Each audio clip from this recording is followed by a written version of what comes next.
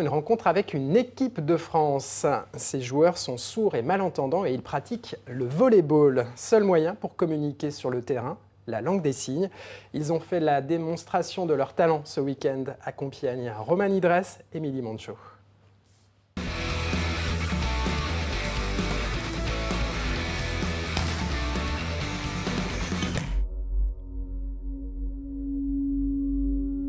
Le crissement des semelles, le rebond des ballons. Il n'y a que l'entraîneur pour entendre ces sons. Les joueurs sont tous sourds ou malentendants et les appareils auditifs sont interdits sur le terrain. Pour se comprendre, on se regarde, on lit sur les lèvres. On parle la langue des signes.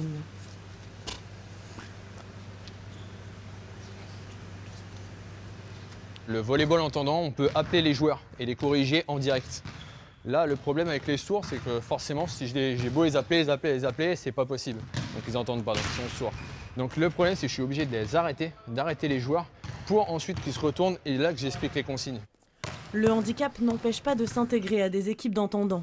Ils jouent d'ailleurs tous avec des valides dans leurs clubs respectifs.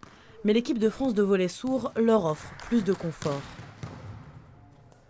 C'est un peu paradoxal, mais au niveau de la communication, en fait, je trouve que par exemple par rapport à mon club entendant, sur le terrain et même en dehors, il y a beaucoup plus de communication alors qu'on ne s'entend pas forcément tous. Donc, et puis il y a une super ambiance, donc c'est une bonne chose.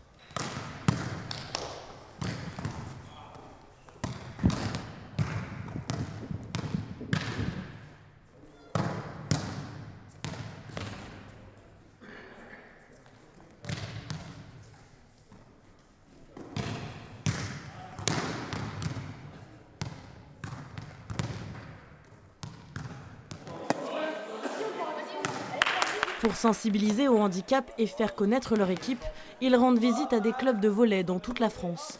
Avec les jeunes du club de Compiègne, le courant est vite passé.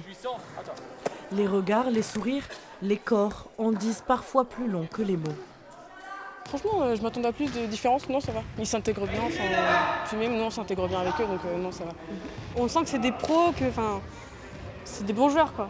Ils font des belles passes, on peut bien attaquer, ils sont hautes. Ça se sent, quoi. Ça se sent dans le jeu.